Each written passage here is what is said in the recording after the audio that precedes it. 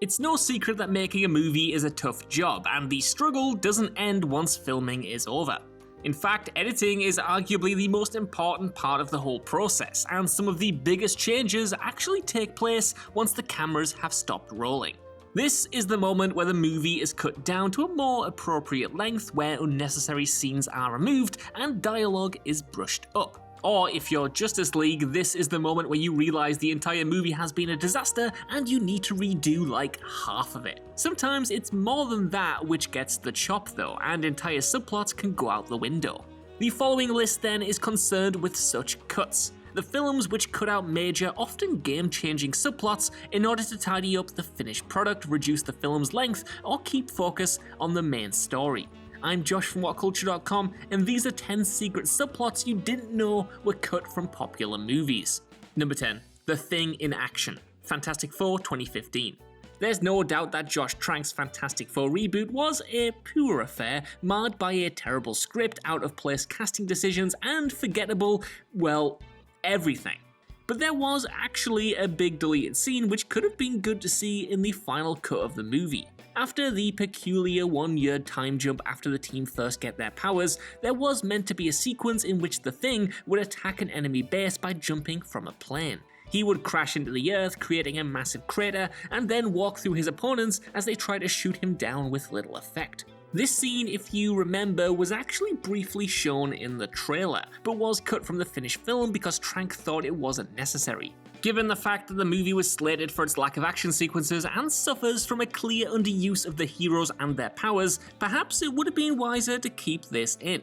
Then again, it probably would have just been even wiser to make a better film outright, but we can't all be winners. Number 9. Family Reunion, The Amazing Spider-Man 2.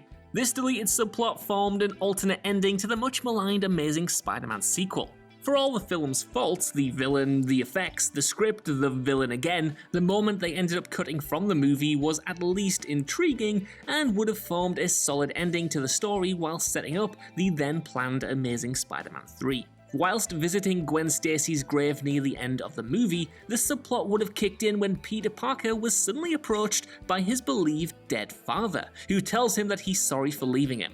The two share a moment in which Garfield delivers a great performance, and then they talk about why Richard came back and how he knows about Peter's identity as Spider-Man. It also gives the film the chance to hit fans with the iconic line, "With great power comes great responsibility," and adds another layer to Peter deciding to don the suit once more. So much stuff was packed into Amazing Spider-Man 2, but just as much stuff was cut out, including this and a whole thing with Mary Jane.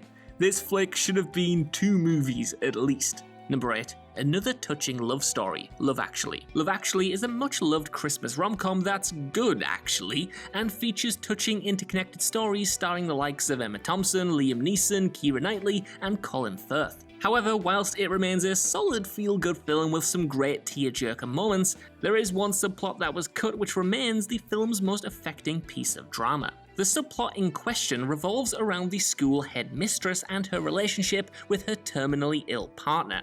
After telling off the son of Karen, the teacher goes home and the couple talk about their differing tastes in sausages and discuss their day. Later, the pair cuddle up at night, only for it to be revealed soon after that the headmistress's partner passed away from her illness. It's a sweet little story which director Richard Curtis said he was very sorry for cutting, and adds another emotional story to a film already bursting with them.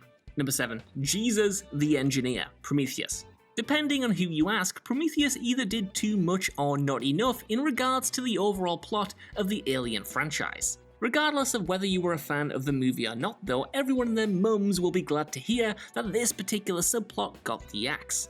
According to the original drafts of the film's script, Prometheus would have featured a subplot in which it's revealed that Jesus, yeah, you heard that right, not Jesus from The Big Lebowski or Me with My Hair Down, actual Jesus, was an engineer the whole time, sent to Earth to save the people from their sins.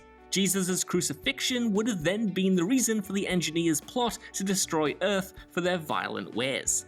Ridley Scott and screenwriter Damon Lindelof have both gone on record to say that the story was cut because they knew it would receive backlash from the religious community, and Scott himself thought that the whole thing was a little too on the nose and wouldn't have fully fit with the tone of the film. Number 6. Kyber crystals, Star Wars: A New Hope. Star Wars is, of course, a masterpiece of science fiction, a sweeping, franchise-making epic which ushered in the modern era of the blockbuster. It was, all told, a seriously ambitious project, with much of its influence taken from Akira Kurosawa's The Hidden Fortress. In that movie, a pair of peasants help a princess and a general cross enemy lines safely in return for gold. This was Lucas's biggest inspiration for the first Star Wars script, in which a major subplot showed a group of rebels search for Kyber crystals, which would possibly give them the chance to destroy the Death Star. However, the whole sequence was cut due to financial restraints, and the Kyber crystals arc was replaced with R2-D2 having the Death Star plans stored within his system, leading to Luke being the one who destroys the Emperor's weapon with just an X-Wing and some great aim courtesy of the Force. Number 5. Bane's Origins: The Dark Knight Rises. Christopher Nolan's concluding film in his masterful Dark Knight trilogy was a fantastic action flick. Though not quite as strong as its predecessor, but then was it ever going to be, the film came complete with a great and monstrous villain. Bane was Batman's most intimidating threat yet, an absolute mountain of a man intent of besting the hero once and for all.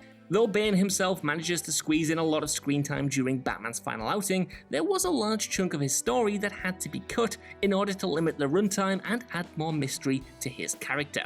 According to costume designer Lindy Hemming, there was a whole subplot cut by Nolan detailing the reasons for Bane's mask and his vest. Hemming said that the reason for his costume was to keep him functioning after a horrific back injury in his youth. And that whole plot makes sense when you consider that Nolan described the villain as Bruce Wayne but on the wrong path. It would have been cool to see, but perhaps like the Joker before him, the mystery is what makes him such a disturbing presence in the film, and the subplot would have cheapened that threat. Number 4. Constantine in Love: Constantine. Michelle Monaghan had an unfortunate time filming Constantine. One of the actress's earliest movie roles, she appears in the film only briefly in the final cut. But it was later revealed by director Francis Lawrence that Monaghan was cut from the film not once, but twice during production. In the deleted subplot, Constantine would have ended up in a relationship with this character. But Lawrence didn't like the story, stating that the movie worked better when Constantine was seen as a loner with no one to emotionally lean on. After she was cut though, Lawrence tried all he could to keep her in the film in a more substantial role and filmed some more scenes with her. These unfortunately didn't work out either, and the actress was cut yet again. Ouch. Number 3. Goonies and Gorillas: The Goonies. The Goonies is an 80s classic, the kind of film that acts as a time capsule to the fun, family-friendly films of the decade. Ranking alongside the likes of Back to the Future and Ferris Bueller's Day Off for its popularity, it almost featured a seriously bizarre subplot involving a couple of gorillas. The original script called for two gorillas called Bonzo and Bertha to escape from the local zoo after the kids cause havoc by banging on underground pipes. Following the zoo break, Bonzo and Bertha would appear periodically throughout the rest of the movie, stealing cars and wreaking havoc all across town. Steven Spielberg loved this gorilla plot so much that he personally stepped in and took directing duties from Richard Donner in order to shoot these scenes. In the end though, the gorillas were cut from the final film. Donner attributed the decision to the gorilla costumes looking a bit too tacky and their involvement in the plot messing up the narrative flow. In a bizarre twist, both Donner and Spielberg also say that the scenes are lost. If you ask me, it kinda sounds more likely that Donner had them burnt because his mate tried to derail the film by shooting scenes with monkeys on a crime spree. Number 2. Lou's Tragic Past: Me Before You.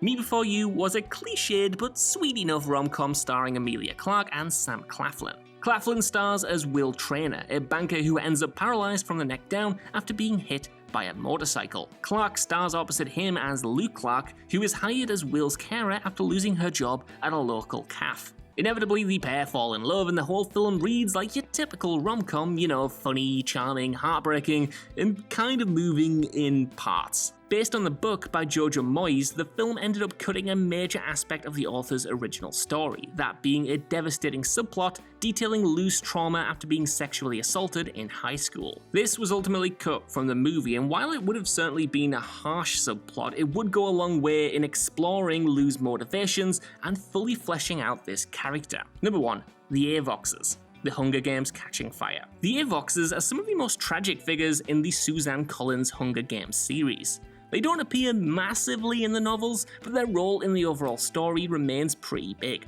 Simply put, Avoxes are people punished by the Capitol for rebelling against their rule. Labelled as traitors, they have their tongues removed and are forced to become slaves, performing harsh manual labour and menial domestic tasks. Two characters from the books, Lavinia and Darius, are almost cut entirely, though Lavinia does appear as a background character in Catching Fire. Her brief appearance caused confusion amongst fans who had never read the books and anger with the fans of the novels.